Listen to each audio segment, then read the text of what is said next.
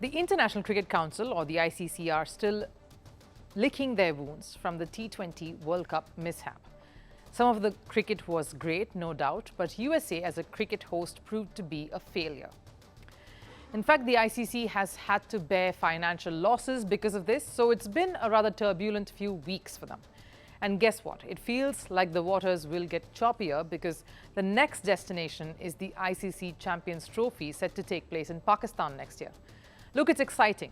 Again, like when we were all eagerly anticipating what USA would be like with cricket entering foreign shores, there is a certain buzz and excitement around ICC events finally heading back to Pakistan after decades. There's a certain air of tension and expectations are high, but there is also anxiety and nerves because, let's be honest, this is a huge risk for ICC to undertake. I understand the logic. Any success comes with brave decisions. At this point, though, it seems like daredevilry because India seems firm on not letting their men's cricket team travel to Pakistan. So what the ICC has on its hands is another hot potato. So what are ICC's primary concerns and objectives? Things they will have to ensure of when it comes to the execution of the Champions Trophy next year. The first most crucial aspect, of course, is handling the India-Pakistan relations. They will have to make sure the PCB and the BCCI come to some sort of an understanding regarding India's matches in the tournament. They need to figure out a compensatory model that will keep both these key parties in this tournament happy and satisfied. And then most importantly, they need to ensure that Pakistan is well prepared as a host to successfully conduct the Champions Trophy. So let's break this down one by one. Let's look at the first objective. The key thing to note here is that during the recently concluded ICC meet in Sri Lanka, the matter concerning India's travel and logistics were not discussed. There was no such conversation between the PCB and the ICC either. And furthermore, Mohsin Naqvi, PCB chief, and BCCI Secretary Jay Shah did not meet.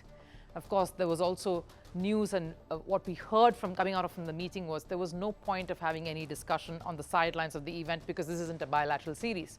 So there have been no direct communication between the two acrimonious sides. So the onus to handle this, of course, this equation and make sure the two arrive at an understanding falls squarely on the ICC, of course. A massive task while ensuring everything falls into place for the Champions Trophy. The second objective, compensatory model. Here is the tricky part, the one aspect that has kept everyone involved on tenterhooks. India do not want to travel to Pakistan, and Pakistan needs India to be in Pakistan for all the matches that they have to play. They want ICC to convince India. In fact, one of the current Pakistan players, Hassan Ali, was indignant when he spoke to a Pakistan media house about this. If the Champions Trophy is going to be held in Pakistan, then it will be in Pakistan. If India doesn't want to come, we will play without them. Cricket should be played in Pakistan, and if India doesn't want to participate, it doesn't mean cricket has ended. There are many other teams besides India. That sounds ludicrous to anyone. The truth is, India hold the cards in this triangle between the ICC, BCCI, and PCB. So the governing body will have to somehow appease India as well as keep Pakistan happy. It's a tough task. The solution that India will agree to is a hybrid model, where all matches of the tournament, which India isn't taking part of, will be held in Pakistan, and India's matches alone will be outside Pakistan, like it happened during the Asia Cup last year. And the knockouts too, if India makes it so far, will also be outside Pakistan. That, of course, will not please Pakistan, the host, as of now. All of India's matches are slotted to take place in Lahore, with India playing Pakistan on the 1st of March.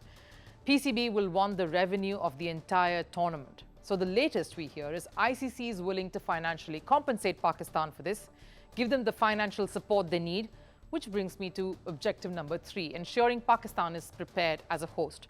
Now that primarily means the venues.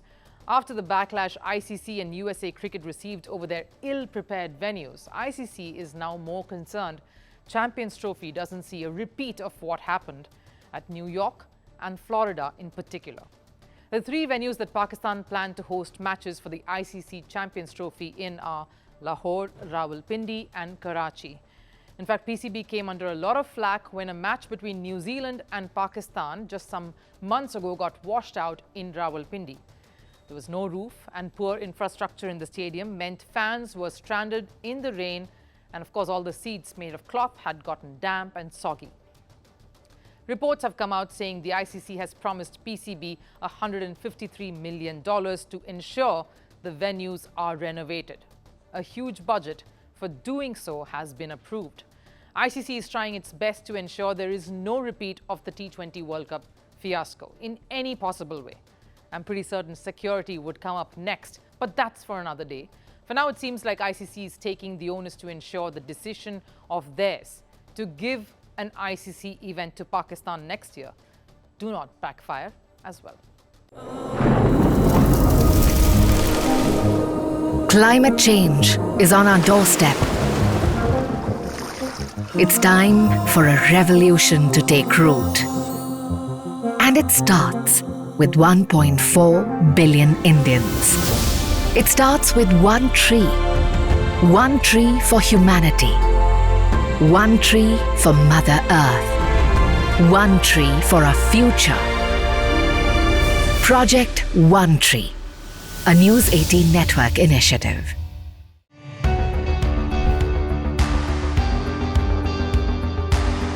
Across continents, one powerful news source.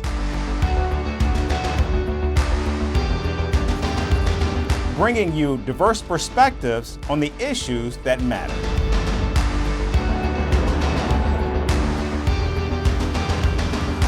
We go beyond the boundaries to give you that little extra about every sporting moment.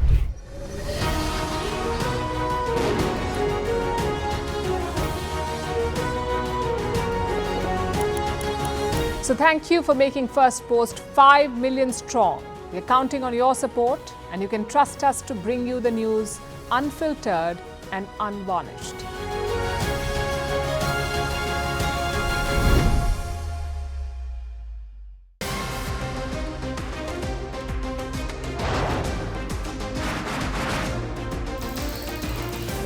Obviously today, the T20 World Cup bandwagon has moved across to the West Indies. What can you expect from this? Hello, I'm Alison Green, coming to you from Durban, South Africa. Today we have a special show. Start with a report on India's shifting nuclear posture. The first time since India officially became a nuclear power. Hello and welcome to Firstpost America. I'm Eric Ham, coming to you live from the nation's capital, Washington, D.C.